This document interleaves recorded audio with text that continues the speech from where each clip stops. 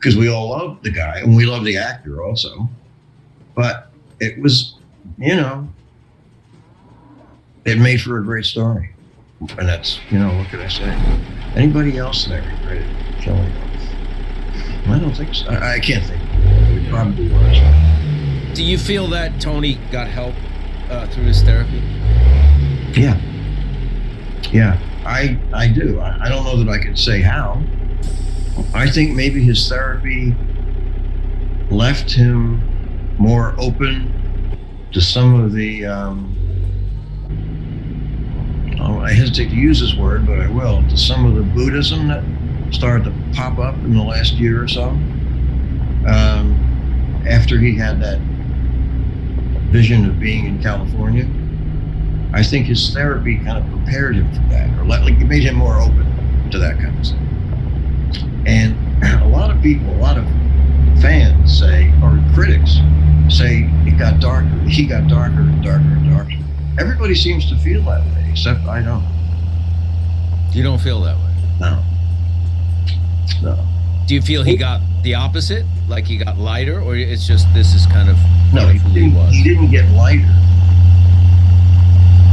He may have gotten more trouble,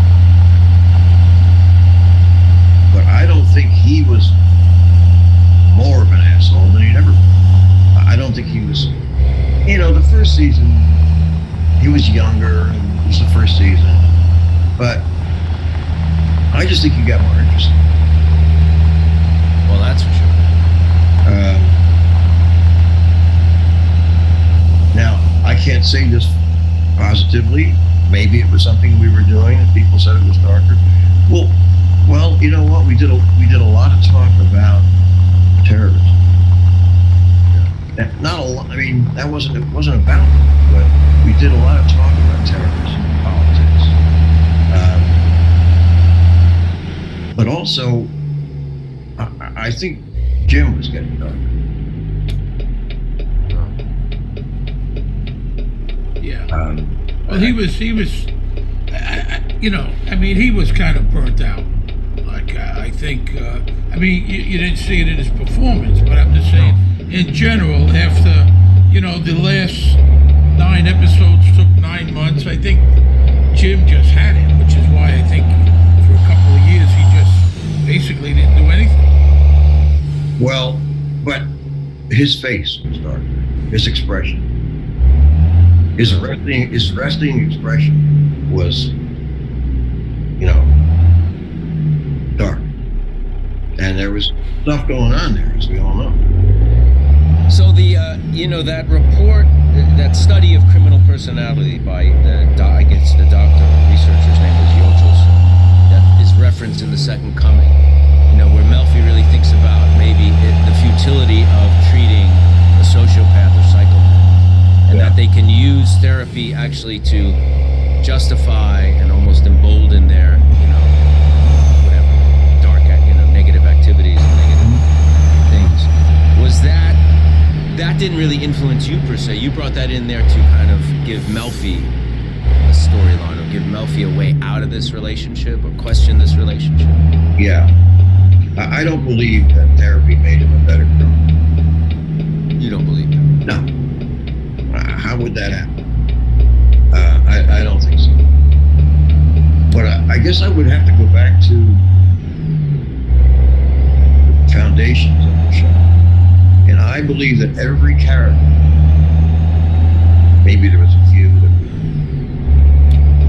were not children, not minors, every adult character on that show had made a deal with the devil. Starting with him, and you can kind of call him the devil if you wanted to, but starting with him and including Melfi.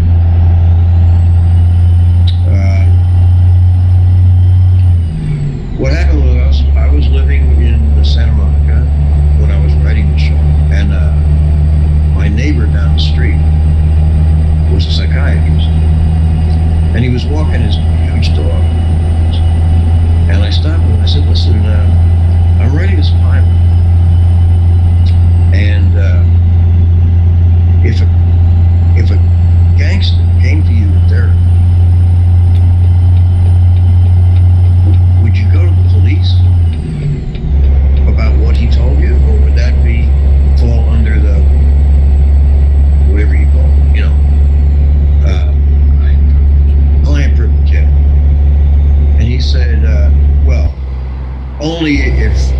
if the client's patient said to me someone was going to be hurt, then I would go to the police. Technically. When he said that technical thing, I thought, you piece of shit. Really? Okay.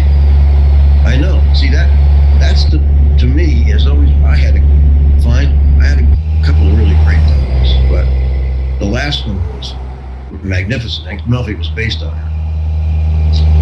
But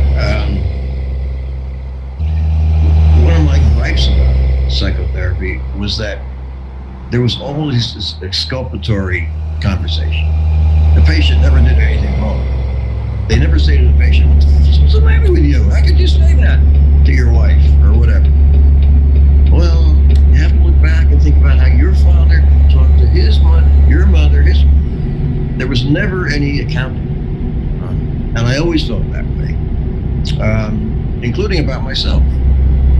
And so when she took Tony on, I kept thinking, I think we used that dialogue. He said, what if I tell you something that's like bad? She said, well, if you tell me somebody's going to be hurt, I have to go to the police. Technically. So that was her deal with the devil. But I did like with Melfi, because at times Melfi really prodded him. She didn't just sit back. She was at times aggressive, very aggressive. Yeah, no, absolutely. And I like that. That's true. I like that about her. We all did, and Lorraine did a great job of that. However, the basic situation was that she was treating a murderer. Now, okay, so if she was a lawyer and he was on trial, she'd have to defend him, even if she thought he was a murderer. So that's the way it is. But that's some kind of deal with the devil, as far as human relations are concerned. You know, I certainly believe, and I've told this to Michael a million times, I mean, the most contradictory character to me is Carmela. I almost don't like Carmela at all. I mean, you know, even in the final episode when they're in the safe house, you know, and she's got all the jewelry on, she's still, you know, she's jealous of Hunter when she sees Hunter, and Hunter's in medical school, and she's jealous of her. I mean, I gotta tell you, I mean, she knew where the money was coming from, she knew everything, but still played the holier than thou. Yeah. More than a lot of the guys who had just accepted that's who they were. They were murderers. They were bad people who did bad things. I don't think the other wives had her particularly take on. I agree. And you probably know more about this than I do. I don't think the wives of real wise guys that table. Yeah. No, this started out as a television show. And I came to the show from the network. And at the network, she would have had to be the greatest person in the world. Trying to help him. You know, so a little bit of that stuff was still in me. I couldn't cut her loose. Did Ralphie kill Piomani? Yeah. He did. Yeah. I thought so. I think so.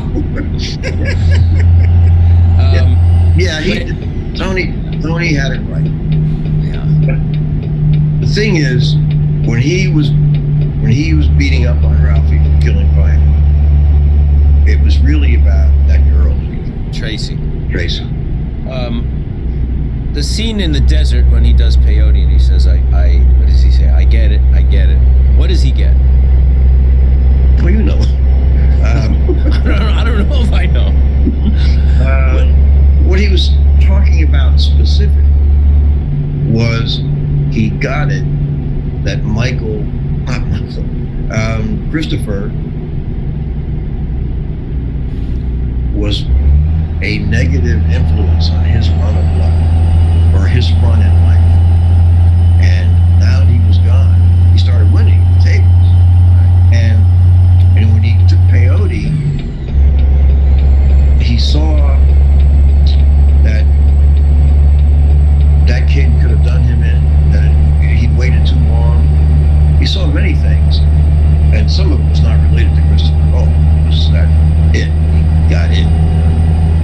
The bigger picture, whatever that is. Related to Hal Holbrook in the hospital. He kind of puts that together. I mean, I was reminded of that scene with Hal Holbrook's character. I forget, Dr. Schwinn, or Schwinn was his name. Talks about kind of basically the Buddhist theory of shunyata, like interdependence, interconnectedness, non-duality, all those things. That's basically what he's talking about. Was that about the butterfly? Wait. No, it's a super molecules, and it's only an illusion that we're separate entities and things like that. Really, the true nature of reality is non-dual on a universal level. It kind of reminded me of that. That's what I was saying. Absolutely, yeah. That's what he. Anything good that one realizes from mushrooms or LSD or anything like that is in that vein. And that's why when it goes too far, it's called the dissolution of the ego. You're gone. That's you. That's why people have bad experiences. That's also Buddhism. It's like Buddhism basically. The ego is just a construct that it's our own kind of subjective delusion of who we are. And part of practicing and studying Buddhism is to kind of understand that. That's why we're trying to get Steve to take LSD or something. Or mushrooms, because he's never done it. Mushrooms. He had a whole David, I've asked you this before. I'm going to ask you again. Mayonnaise and eggs are significant. Is there any meaning there? It's all over the show. Numerous times mayonnaise.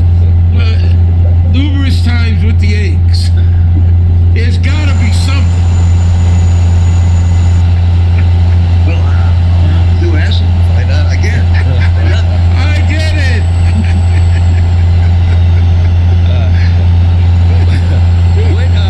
What we were talking about at one point, there seems like there's subtle allusions to Phil the Eternal possibly being in the closet. Yeah. That's intentional, right? Some of those. That illusion were intentional. So his like revulsion and the kind of vehemence he has towards Vito comes from that self-hatred. Yeah, but I don't think Phil was reflective enough to know what was going on inside. No, I mean subconsciously, yeah. Yeah. Yeah, that makes sense. I mean, he wasn't reflective enough. No. You know what really got us was when Doc sings the girl from Ipanema to him. Right? What was his name? Doc Santoro. When Phil comes out of the hospital and there's a party for him, and Doc Santoro sings "Tall and Tan," and when he sees Phil, he starts singing "The Girl from Ipanema," which I thought was one of the funniest things in the whole show. I don't even recall that. Yeah. And yes, it was obvious when he came out of the closet in the hotel room, but that really tipped us off when he sang. Yeah, when he shuts off the bodybuilding competition, that's. Another thing too. I remember that very about a lifeguard. I David, now Kelly in season 6 kind of just comes out of nowhere. Christopher's girlfriend after Adriana was gone, and we just see Kelly out of nowhere. We don't know any background about her or anything. I mean, was that intentional? I mean, we never saw the two meet anything. I don't know what any of the other writers know. I mean, you're saying this to me now, I consider that she's just a woman who he met someone. Because that just kind of took us by surprise all of a sudden. She's pregnant. I mean, that was one thing that, and the thing about twins, Is there any significance? You have the Parisi twins. You had Ginny and Gene Cusimano, and the Blundetto twins. Anything there?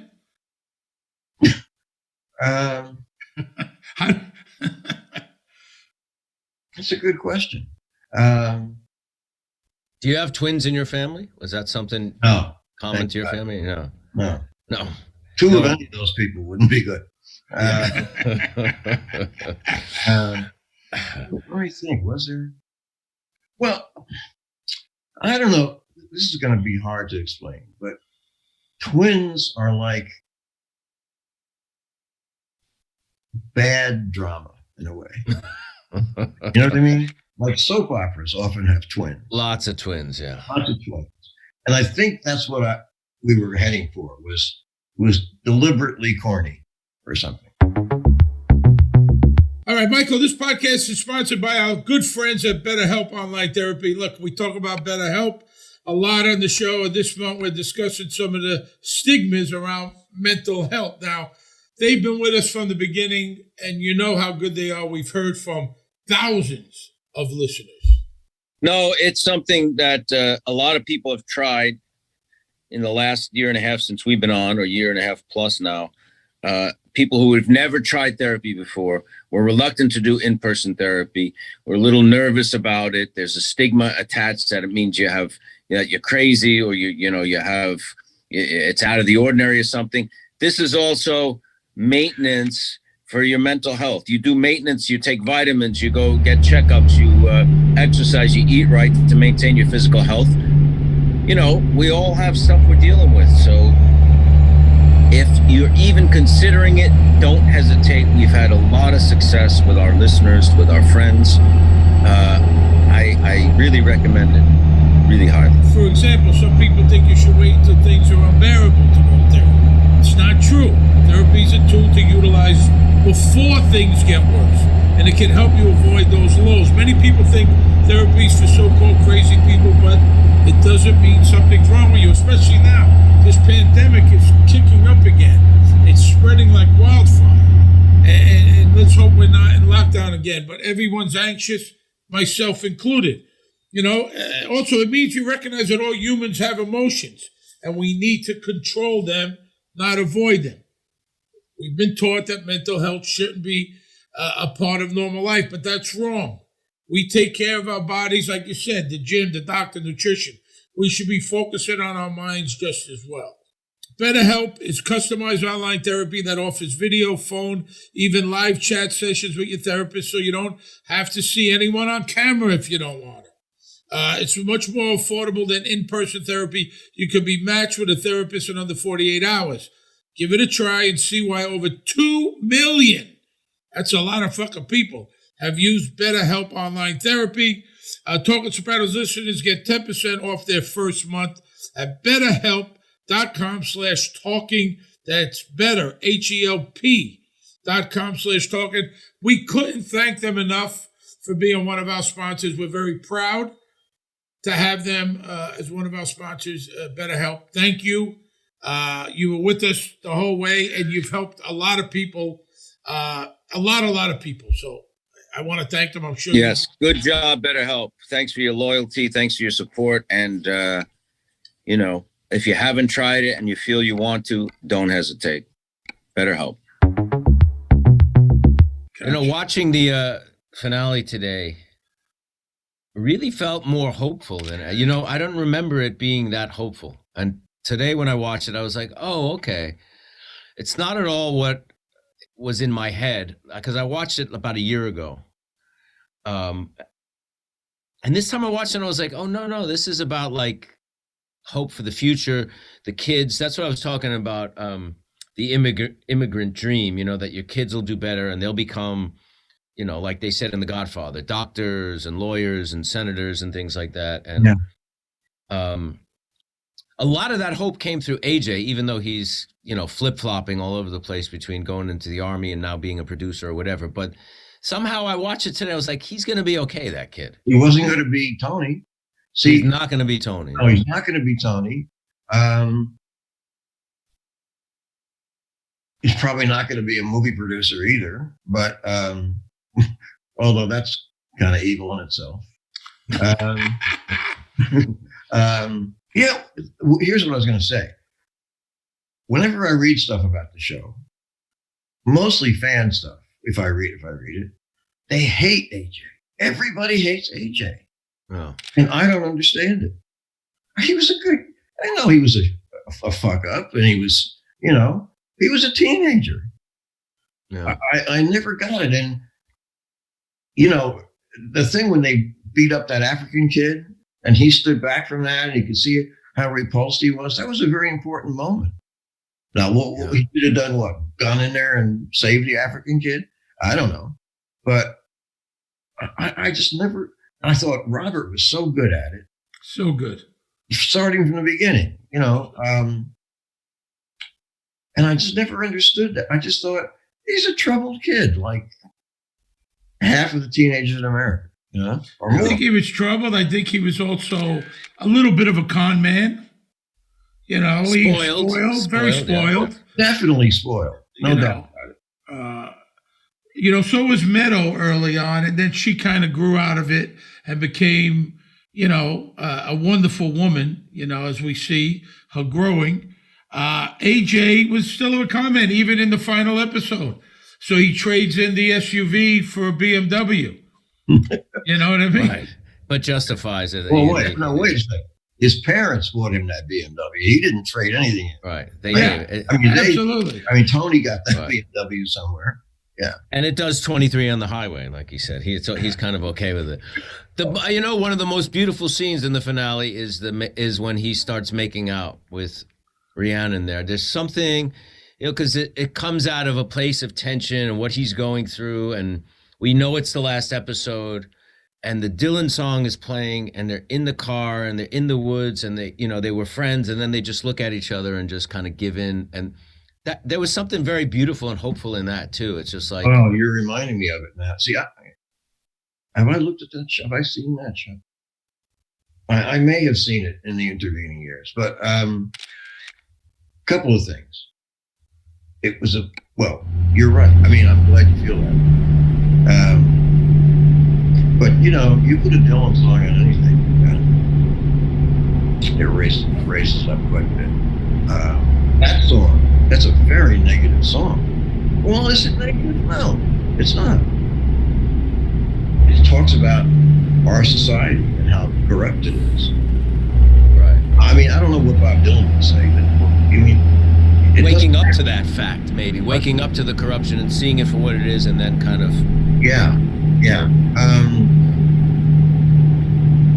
and you're right, it was a really beautiful scene.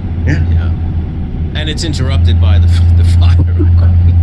It's short-lived, that moment, but and then it becomes something else equally as powerful, but very foreboding and very scary, when it's a huge explosion, and it's, and the way car melts. The song, slows down. Ooh, yeah, right. It's very heavy, that moment. It's David, to me, the most evil character on the show, of everyone, guys and girls, was Janice. Pure evil, manipulative. She's a murderer in her own right. Always making a move. Always, every conversation's a chess match. Do you think she was more evil or Olivia? She was certainly her mother's daughter, that's for sure. Yeah, that's for sure. And her father's daughter too. But we didn't see her father really much. Was she more evil than Olivia? I guess I'd have to say yes, because Olivia, came from a time and a part of New Jersey that, was not very enlightened. They weren't not a lot of money, but they were working class people. And so there's a lot Olivia didn't know. Janice had every opportunity. She was a Hindu. She was all this stuff. She'd been all around the world, and she still was Very corrupt. Yeah. So Olivia, you feel it was just kind of, I don't want to say ignorance, but just she was. No. She was, bad. Olivia had a criminal mind in a certain way. Now, she was based on my mother. I've always said that. And my mother, her whole thing was tyranny of the weak, right? That somebody was always picking on her or didn't understand her or things were not right. And Olivia had all that. But I always felt, had my mother been a male, she would have been a criminal. Oh, interesting. Yeah. Wow. But my mother, if she was based on my mother had to quit high school after her freshman year. She went to work for, I don't know, Prudential or something. She didn't come from a happy household. So all that contributed to it. Trickled down. If Tony, and I'm not going to ask you this now, but if Tony did die, who would have taken over the family? I mean, it was kind of scarce. There wasn't many people left. Yeah, you'd have to ask HBO because who are they going to pay? There wasn't anybody left. No. That's really true. I mean, I saw that and I kind of thought, oh my God. Do we believe that? Well, where was the family? Do we believe that Paulie could have run that? No. He didn't really want to, right? He didn't want to. It doesn't mean he wouldn't have done it, but could he have done it? I don't know mentally if he could have done it. You know what's a great, we were talking earlier about the shots in the show. When Tony talks to him about outside the pork store and he's got the sun visor and Tony walks away and that shot with Paulie with the sun visor and the cat comes into frame, just lays there. It's just a beautiful shot. Flat out beautiful. Wow. It is. You guys are making me do a terrible thing, was laugh at my own material. So I apologize. But I haven't seen a lot of these things. Yeah, you should. Because there's little moments too that are not, so much like part of the story, but it's just very evocative. Like at the meal after Bobby's funeral at Vesuvio, right? First, it's shot from like behind the buffet line, and you're panning across everybody who's just ravenous. Right. Everybody's really hungry and talking about food and whatever. But then there's a shot. It's a wide shot, and it's Carmela's sitting down and Tony's standing up, and I think one of them has a plate or both of them. Yeah, it's in front of the Vesuvius mural. And Tony's staring at the volcano. Yes. Yeah. Yeah. I have a frame in my office. I love that shot. That shot. Yeah. I love that shot. I mean, to me, when I watched it, I was like, all right, what is this shot? It just made me think, we're like a facsimile of Italian Americans. This is what we have. It's like Vesuvio we're eating in an Italian restaurant, but Italy is a. What does Tony think when he's looking at that movie? Yeah. That wasn't in the plan for the day. And then I said to Alan, let's get a shot. I want to get a shot of that looking at the volcano. What? Why? Let's just do it. One of the guys, I forget who, his son says, Pop, they got, I don't know what it was. Carlo. Roast pork. Yeah. There's a scene when... Can I interrupt you? Yeah. I said you're making me laugh at my own material. It's not all my material. Oh, no, I understand. And a lot of really talented... Yeah, we talk about that all the time. Yeah. David, in the scene, there's a scene in the last episode where he finally straightened out with New York and they're allowed to go back to their house. The Sopranos. Tony is carrying a suitcase in his right hand, and in his left hand, he has a canned ham. Now that was done purposely, correct? Yeah. Yes. And what, any significance or just, it's funny, what is it? Canned ham, of all things he could be carrying. I mean, I don't know that I thought it through that much, but I would tell you that they were in that other house, and there was a canned ham. We can't leave that. We got to take the ham. We don't let it go to waste. So that's terrible. Right. I think it was so great. I just caught that. Oh God, I forgot all about it. I don't think Tony, for 1 second, regretted killing Christopher. Do you? He killed him, and it was like a monkey off his back. And I don't think for 1 second, and that's just my opinion, that he felt bad, he cared. That was that. Wiped to sleep.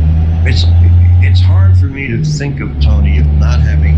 Well, he regretted everything. So it's hard for me to think of Tony and not having a moment, or certainly not in that episode here. I bet it came across his consciousness, yeah, but not much, because well, his problems are, and the writer's problems are two different things, but because Michael was so good and the character was so interesting, in real life, Tony would have whacked him much earlier. Yeah.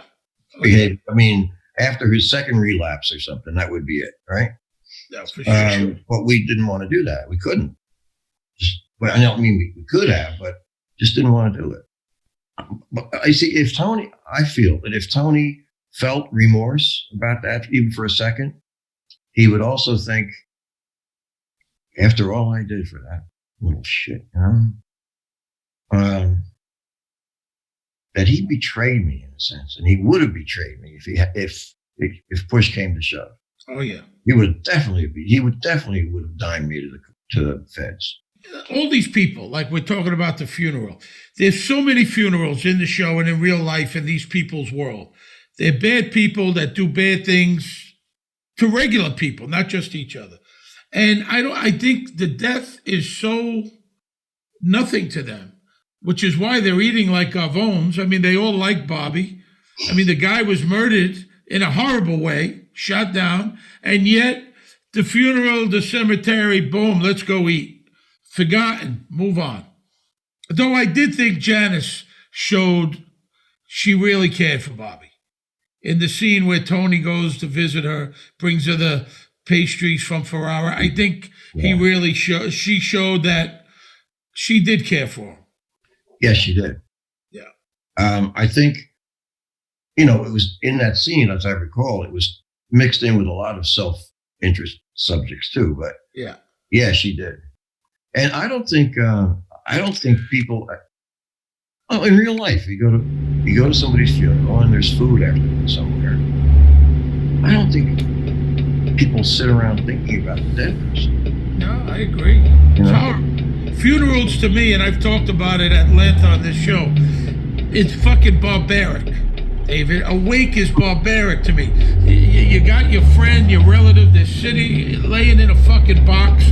It's like a cocktail party. People aren't even paying attention. They're laughing and joking.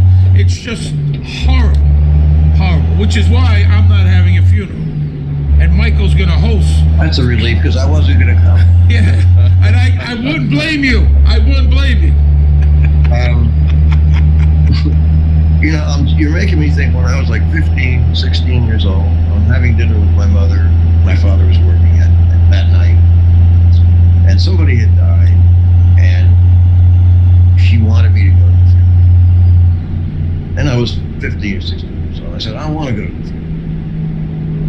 And she said, better men than you have gone to funerals. I said, that was, yeah, all right. So I said, it's barbaric. What? It's barbaric to stay, with the body and the thing there? Yeah. And it really is, but it really is. But it must have been, I wonder when it started in the history of humanity.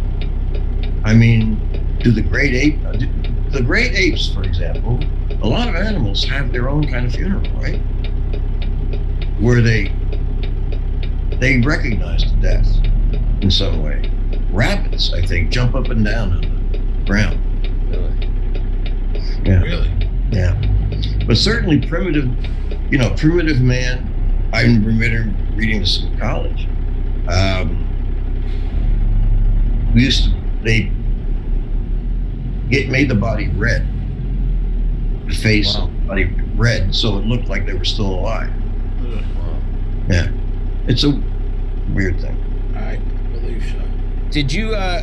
Is it true that you had your original ending was you considered the junior shooting Tony? Was that something you were thinking of as an ending, or no, that was never planned as the ending? No. We shot it, I think, didn't we? That was the throw, because there were people. Somebody within the organization was giving out information to the press. And even if that wasn't the case, they were always trying to find out what we were doing. So we would do that occasionally, to shoot something that we weren't going to use. But there wasn't, there's rumors out there, which I don't believe to be true. I talked to Terry about it a while back, that people were saying that there was numerous endings filmed. Is that true? No. No. There's one ending. What we saw. I think, was there a fake ending? No, I think what I do think what happened, David, I think when Junior did shoot Tony in season 6. Yeah. I believe you shot one where it was Phil who shot him. There was a fake one there. Some fake. That's right. That's right. Yeah. That was to throw people off. Yeah. Because we knew that he and Phil were not friends, right? That Phil had a motive for killing him. So we thought, well, that'll make sense to the press, to the fans. So they won't humble to what we're really doing. And the crew didn't get the script. What? The crew didn't get the script with the ending, right? Didn't they? The last scene was Tony raking the leaves. Is that? No, the last scene was it? I don't know. That's what I heard. I think the last scene, we did a scene where he and Sylvia went into the Bada Bang, or I don't recall that. We did do some dummy scenes to throw suspicion on.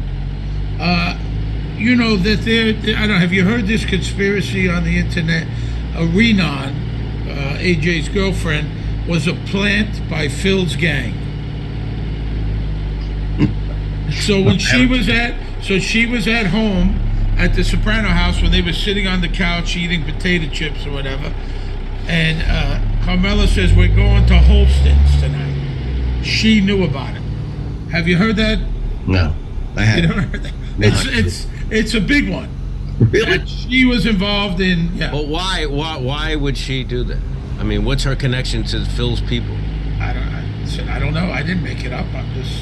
It's out there, pretty heavy. Yeah, I don't know about that. Did you go to Holstein's as a kid? I mean, because it's been there like for 80 years. No. In Colwell, where I grew up, there was a place called Runnings, which was exactly like Holstein's. But Holstein's was picked just because we were on a location scout. We went to various kinds of places. It's a cool location. Yeah. We certainly put them on the map because there's still people from all over the world come there. Literally from all over the world. Do you know, when we went back to do the movie, I went into Holstein's, and I didn't know that they had Holstein's hats or something. So I wanted one. The guy was, we were talking, and he charged me $15. Jesus Christ! Yeah. Oh my gosh! Nicole, who I work with, she brings that up all the time. She couldn't believe it. You gave him millions of dollars of publicity. Yeah. David, you recently did an interview with the Hollywood Reporter, right? Mm-hmm. Now, did you have an issue with the way you were quoted about the end of the show? Because it was a big thing that got picked up all over. Yeah. Well, I did have an issue because I read the thing, I don't know how many times. I never said what happened to Tony. I said what the 2 alternates were that I was gonna do, but I had discarded years before. I don't know. I really don't know where that comes from. This whole thing is so childish in a way. But I read that thing. I thought, what does it say? And I said Tony was dead. Where does it say anything like that? I said that there was a plan that he was going to go into New York and be killed. Okay, didn't do that. Yeah. It was a plan. I don't know. I forget what else. But I talked about things that were rejected. Mm-hmm. And he took it as that. Well, clickbait. No, he didn't. No, you know what? That whole thing was done. He asked me to do that. That guy Scott asked me to do what do they call it? A master class or something at Chapman University Film School.